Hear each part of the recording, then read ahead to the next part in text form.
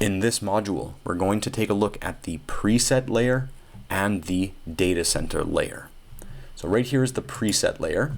If we select it, you'll notice our preset layer selects, lights up in Canvas. We have that blue outline going around our entire site. It's different than when we select the site layer. You can see the difference right there. And there isn't anything except the shape to change down here in the properties. We're going to want to leave this set to fill. We don't want a free space. We don't want a rectangular fill. We want it filling up our entire site. Now in a future module, we're going to talk about breaking up this site using what are called free regions. But for the time being, leave our shape set to fill. In the data center layer, you'll notice there are significantly more values that we can modify here. We can even go ahead and make this a little bit bigger, and we can start working our way down. The first option right there is color. So we can change the color of our buildings, make them darker, lighter, whatever we'd like, or revert them back to the default. We can control the opacity of those buildings, those data centers. There you'll notice we're seeing more of the terrain below. Again, our shape is set to fill. We want to leave it like this. For now, we're not going to adjust that. And then we have level. So right now, our data centers appear and exist on level 1. If we jump into 3D, if I were to increase this value to 2 or 3 or 4, you'll notice that the entire site is lifting off the ground. So obviously we don't want to do that. We'll leave that down here at 1. The value just below that is levels tall. Notice as I increase the number of levels on these data centers, I no longer meet my criteria. So both of our zoning profiles have turned red. If I lower this back down to 2, we're in the green, we're good to go. Let's head back into 2D. Notice the green buffer. If we take a closer look here at our buildings, at the edge of our buildings, if we start increasing this value, here, really jump up to 20 something feet, you'll see how that space here increases. Whereas if I zero it out, the space between those buildings becomes non-existent.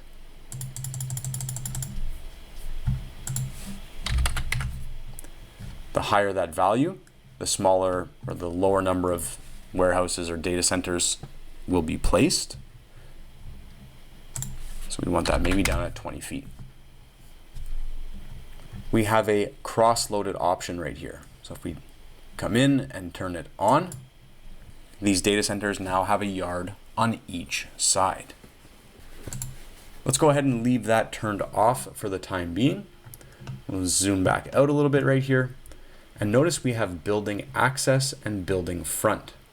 Let's start with building front and just click that flip button a few times. If we watch the buildings here towards the edge of our site, while we flip it, you'll notice now the building is right up against the edge, whereas if I flip it, the yard is closer to the edge, so you have that change. And if we start clicking this change button right here, I'm just going to kind of cycle through it a few times. You see it'll start to propose different solves until we get to something maybe we'd like to use, perhaps like this. For the time being, great, we leave it. You can reset it back to the default solve, or again, start changing it until you get to a configuration maybe more acceptable to you. Moving down, we have the floor-to-floor height. Set to 36 feet. You can adjust that. Don't forget these buildings are 2 stories tall, so our buildings now are 80 feet. We have parapets here. They're turned off currently. But if I did turn them on, we get a little parapet around the extent of our data center. So we'll leave them turned off. Head back to 2D, and we'll head down here to the bay parameters. And as I hover over this, it says structural bay adjustments. Let's zoom in a little bit. Our yard bay depth, bay along the dock doors. Our yard bay depth set to 60 feet. If I were to lower this to something like 20 feet, look how much smaller that yard bay gets. If I were to increase it, it's now 40 feet. If I were to increase it again to 60 feet, we are now 60 feet right here, and the regular bay depth is this value here. So if I were to increase it to something like 80 feet, here's that value, up that to 150. You can very easily see we are using yard bay depth and our regular bay depth to control essentially the depth of these buildings. This works in conjunction with the min and max bays deep and min and max bays wide. We should mention here we have their bay width. So if I were to increase this to something like 200 feet, we're now 200 this way, 150 this way, and 60 this way. So right now our buildings are set to have a maximum number of bays deep, and it's set to 2. So that's why I have one bay here and one bay there. If I were to increase this value to something like 6, it would generate us, or it would give us 6 bays, maximum allowable number of bays up to 6. If I were to increase this value, the minimum number of bays deep, to match it at 6, it would always generate a building with 6 bays wide in this case. Notice our bays wide is set to 8, so we have, as you can see here along the back, or where these two data centers are back to back, we have 8 bays. If I were to increase this value to something like 10, it would force 10 bays wide. So based off of our yard bay and our regular bay depth and our bay width, we can control the size of these buildings, which would determine how many are going to be placed on our site. So if we start reverting these back a little bit down to 2 and 8, everything looks good in that sense. And then we can also align our spaces to bay. We would leave this off. If we don't have any dock doors, it doesn't change anything when we turn those on. Then we get to the yard parameters. So this is the yard right here. Our yard depth is set to 92 feet. If I were to increase that to 100 feet, you can see it jumped just a little bit. Our backyard depth is also set to 92 feet. So if I lower this to something like 40, you don't see anything change. If I increase it to 100, we don't see anything change either. Our yard width inset is set to 26 feet. That's this value right here. If I increase it to 100 feet, you see how it jumps to 100. Perfect. Our bay width is set to 200. Our yard width is set to 100, so you can see that it lands right in the middle, right there. And if we increase the yard depth inset to something like, let's use 60 feet here in this case, you can see it adds 60 feet right there. Power parameters.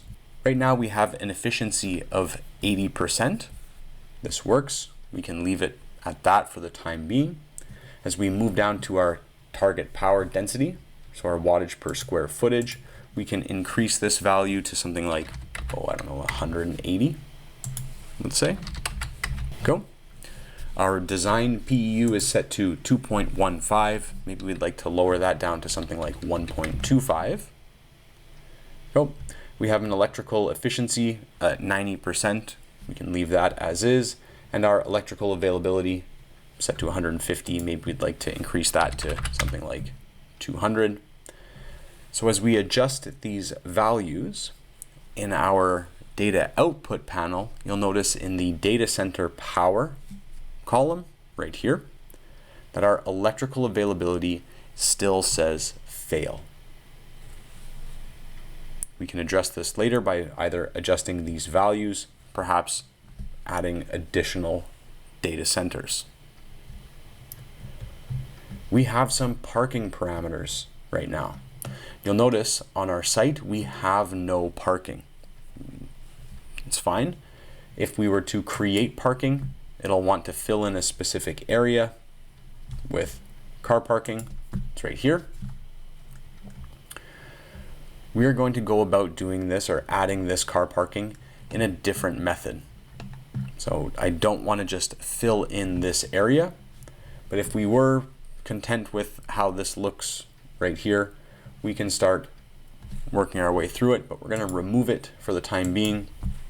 Just revert back to our regular site, head back to that data center layer, move back down right here to drive aisle width. We are set at 30 feet. If we zoom in, if I increase this value to something like 50 feet, these roads right here get a bit wider. We can add a turn aisle radius, so push that to 50 feet. You see that appear right there. If we were to turn on ring roads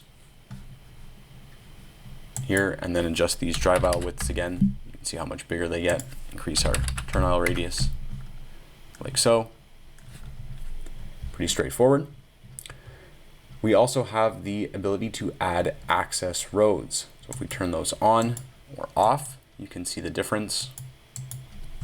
So it's up to you if you want to have your access points attaching like that. It's not something I'm going to leave on.